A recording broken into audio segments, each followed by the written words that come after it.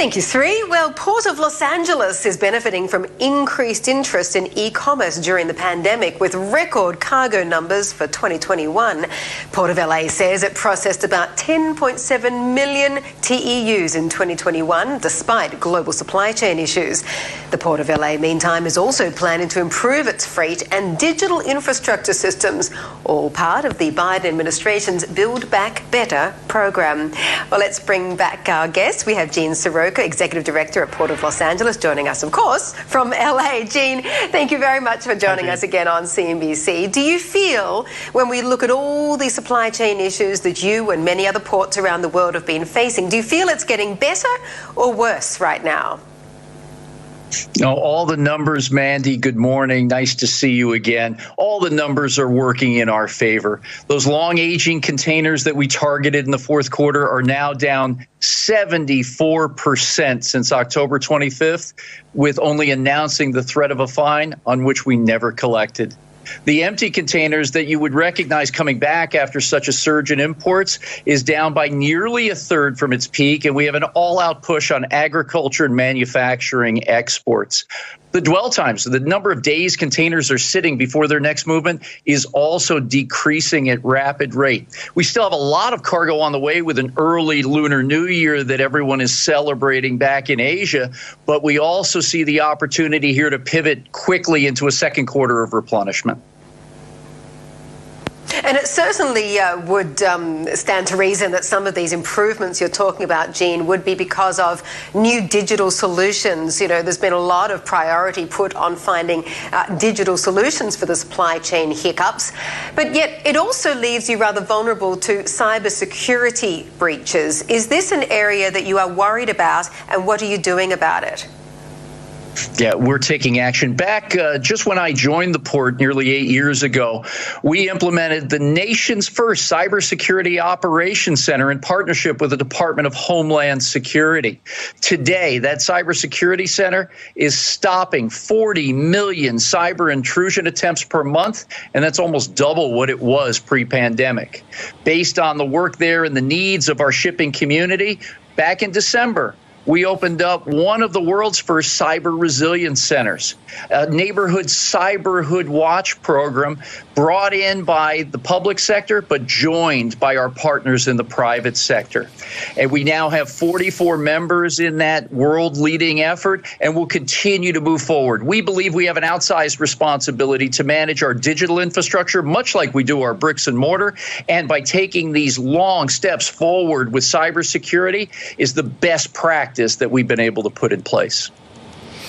Jean, you referred to the proposed container dwell fee, which was highly controversial. Can you confirm that you did not impose it in the end, and are you standing it down completely now? We're still going to keep it out there, Sri, in the unlikely event the market turns in a different direction. But I confirm to you and the audience today, we have not collected $1 off that fee. Understood. A record-breaking year in 2021 for volumes processed, 20.7 million 24 containers. Jean, just give us some colour how your operators and how your workforce pulled that off under extremely challenging conditions and the global supply chain issues. Well, Sri, 10.7 million container units here in Los Angeles, and combined with our neighbor in Long Beach, 20 million container units moved through the San Pedro Bay this past year. While there were many folks out there offering unsolicited advice and covering us on a daily basis, we got to work. Our longshore dock workers were out on the job an average of 6 days a week since the pandemic began.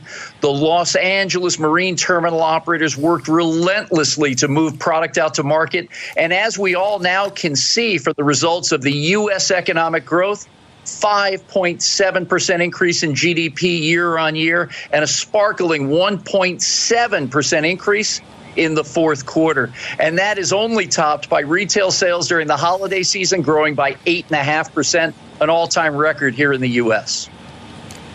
Jean, can you give us a sense of how much inflation pressure there is on your business? How much inflation pressure is there on terminal operators, specifically to raise wages in this current environment?